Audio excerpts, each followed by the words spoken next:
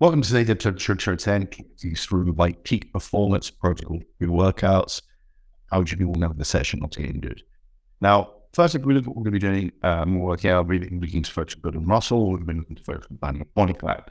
Now, to do this, we need our body to in a certain state. So I'm going to talk through with 3 different approaches depending on what time of day you train. So firstly, I'll talk about what time of day I train. Now, I tend to train after one meal around 9 a.m. So for me, my peak performance pre-workout protocol is I wake up, I hydrate myself with electrolytes, I drink some fluids, I go for a quick 25-minute walk to just get some movement around, and then I'll eat my first meal. Now, when it comes to eating your first meal, you want to eat before training. Generally, you want to be eating from 60 to 120 minutes. So we want to let the food in our stomach digest. Let me explain why. Remember the analogy when you're a kid, you'll be like, don't go swimming after you eat lunch because you'll get cramps. There is some truth to that. You know, go swimming after lunch or not to. And that's because when your stomach digests food, it's putting blood into your stomach. When we're lifting weights and eject blood into the body fat, we want the blood in the muscle, the blood not in the stomach. So ideally, always make sure your food is around 60 to 120 minutes before training. That's the rule of thumb. Second rule of thumb, type of food you want to eat in pre-workout. So generally, I recommend, depending on what your goal is and your body fat levels, you want to make sure of protein, carbs predominantly, and having both fats. And let me explain why. So proteins, depending on male female size, between 20 to 50 grams of protein. I do 50 grams of protein. Currently I'm an 8 kilos, so I'll see the body weight that needs the mass. In regards to carbohydrates, you want a carbohydrate and a protein that is very easily digestible. So for example, I will always use something like a high quality whey isolate. Currently I'm using Barnetize ISO 100, and I will have that mixed with cream of rice, which is basically almost like a rice powder. And I'll mix that into like a sauce of honey, it's fucking bang. Into that, I'll also add 2 grams simulated peak salt and also 10 grams of coconut oil. And let me explain why.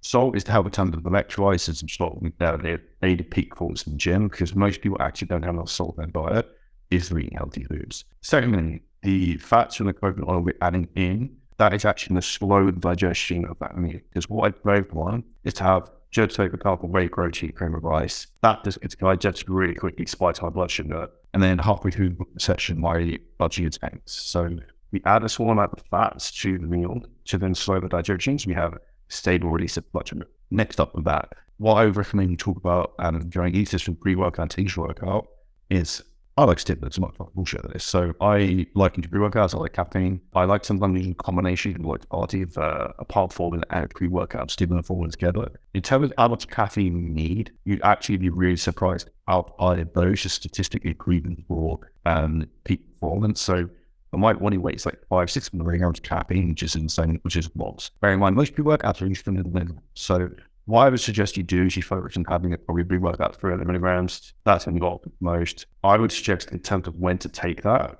So statistically and scientifically, pre-workouts will peak around a caffeine peak in the blood after about 60 minutes. It's a huge mistake so many people make is they walk into the gym, they make their pre-workout, and then they start a training session. What actually happens is their pre-workout kicks in along the way out. So what you want to focus on doing is actually having a pre-workout normally about 30 minutes, 60 minutes before training, then it kicking at the right time. So I also stack mine with normally like a pump formula, so something that's just going to aid in terms of blood flow, and that's going to help in terms of getting out of the gym, getting more blood and muscles, and all this stuff. Now, that's how I would set that up. If you were training at different times of days, so 2 different ones here. You're training fast at first thing in the morning, obviously you're not going to eat just fasting. I'd wake up, probably drink half the nutrient fluids, low electrolytes, and then before the gym, again, I'd have a pre-workout drink, some caffeine to get you up the backside. And then going into the training session is really importantly probably an intra-workout drink with depending on the goal, carbohydrates, amino acids, glutamine, protein, like way on. So the carbohydrates from what we'd ideally use some like signature is going to be the equivalent of having a meal weight training. So your blood sugar will start to rise, you should be able to perform the highest rate performance. So for most people, I recommend around 25 grams. That's probably optimal. And you want to use something sick addiction because it's a low molecular weight carbohydrate, which means it won't pull blood. Secondly, we want to use essential amino acids. So essential amino acids are our body class like upgrade itself. So branch chain amino acids are very cheap, easy, readily available, like create this essential amino acid we need from our diet. So I recommend you have 20 grams of essential amino acids, which is basically like a pre-digested broken down form protein. This will aid in terms of recovery, reducing muscle forms. Third thing I'd recommend you do after that is adding gluten. So I'd add 20 grams of gluten, which is going to aid in terms of gut health, recovery, and improving your system. Lastly, we want to use 5 grams of creatine, and that is because it increases ATP, which is atrial phosphate, with trauma that, which is basically things like stored energy in muscle cells. This increases explosive power, muscular endurance, aids hypertrophy. What is a fat whole studies have shown it comes to bone and that can see 50 calories a day when you take creatine. So take the post, it's super cheap, super safe. So that's what I'm using intra-workout drink. I go straight into that if you're fasting in the morning, and then go just by afterwards. If you're training other times of the day, I would still use intra-workout drink, but it's probably more important if you're training fasted. Now, if we flip this on its head, say I'm training in the evening, like I used to when I was in the States 2 days. 5 years ago, I initially staged in Water Thames in Surrey, so shout out to that area. Physique Warehouse Gym is a phenomenal place. And so if I take it back to that sort of scenario, training 6 to 7 p.m. in the evening, I used to still on my face taking pre-workouts there. The problem was that I would then not be able to sleep very well. So that would have a really negative impact on recovery. So an ideal scenario, what I would suggest you do if you're training late in the day, if possible, is try not to use a stimulant-based pre-workout. You want to use pump oil like a Savona that doesn't have stimulants. In terms of products I recommend, probably the best ones I've used, Redcon One Apple, which is one, it's not Total War, it is one of Redcon One's other pre-workouts, apart from this very good, not Total War because that's super strong caffeine. And that's all I predominantly use, and I've been using a little applied nutrition here. Generally, they're all pretty much the same. It just tends to be a lot of ingredients that increase blood flow. Now, those are 3 different types of setups in terms of pre-workouts and optimal protocol. Now, for training in the evening, depending on how you feel, you might want to make that meal smaller and how much food you need throughout the day. Because I also find when training late in the day, I should feel quite lethargic if I'm having a bit of a meal pre-workout. So this is a really important thing for you to think about is how to do it. So be aware of how meals sit with you. Do you feel bloated? Because for you to achieve peak performance in training, you need this. You need to feel like a peak. You don't want to go into the gym being super bloated. So for example, I'm in a massive phase at the moment and I'm struggling to eat my entire pre-workout meal. I'm just eating probably half of it because I eat all of it. I end up then bloating. I feel like it puts me off my training. So I'll probably eat half and maybe half with my post-workout meal. And essentially it's all going. So that's what we want to focus in terms of pre-workout setups, pre-workout meal timings. Other things I would avoid would be like fizzy drinks and things like that before training is never going to be a good idea. So I don't understand. I like C4, the energy drinks, but they're carbonate. So why would you drink carbonate? Probably drinking in gym makes no sense. So next up, how would you warm up for winter and such a training? Now, I haven't been in it recently, but if I'm in a fat loss phase, what I would do, I would try and do 5-10 minutes of very light cardio on the front trainer, Stairmasters, just like on level 10, just get my heart rate up a bit. Just get joints warm until good to go. So if you're in a fat loss phase, this is a really easy way to increase your calorie output over a week.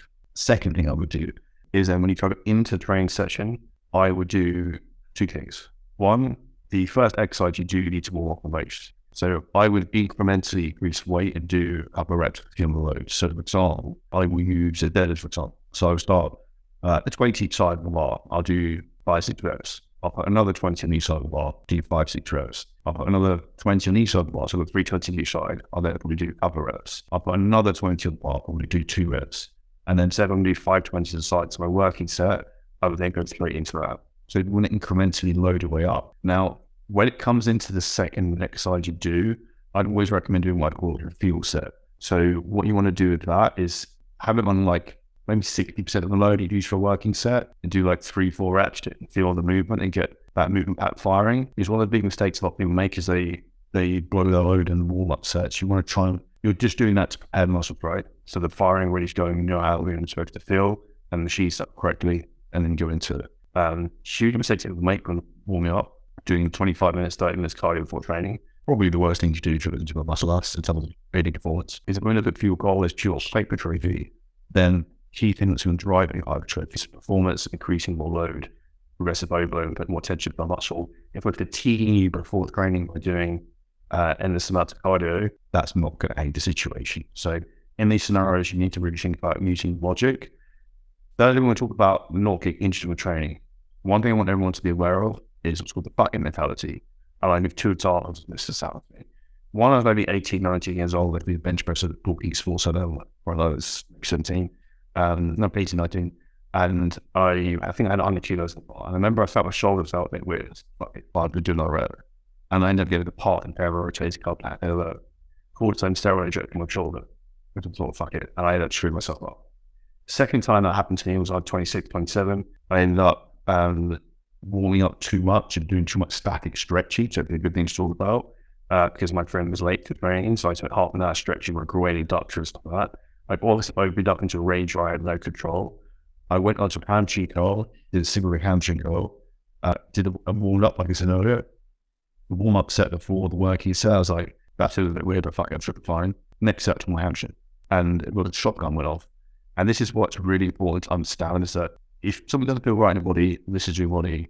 And the finishing note I want to leave you with this podcast today is one set won't make your physique, but one set can break your physique. So you tear your bicep, you'll be, tear your hamstring, tear your quad, tear your pec, you've got a big problem. So look after your body, respect it. Hope this episode was helpful, for specific knowledge ones. Make sure you leave a 5-star review on podcast. Check it out on YouTube, look at video versions if you haven't already. And if you need help with building ultimate body this year, just drop me a message on Instagram, says the podcast, or LinkedIn. I'll take names well down. I'm not help. I'm seeing a tips and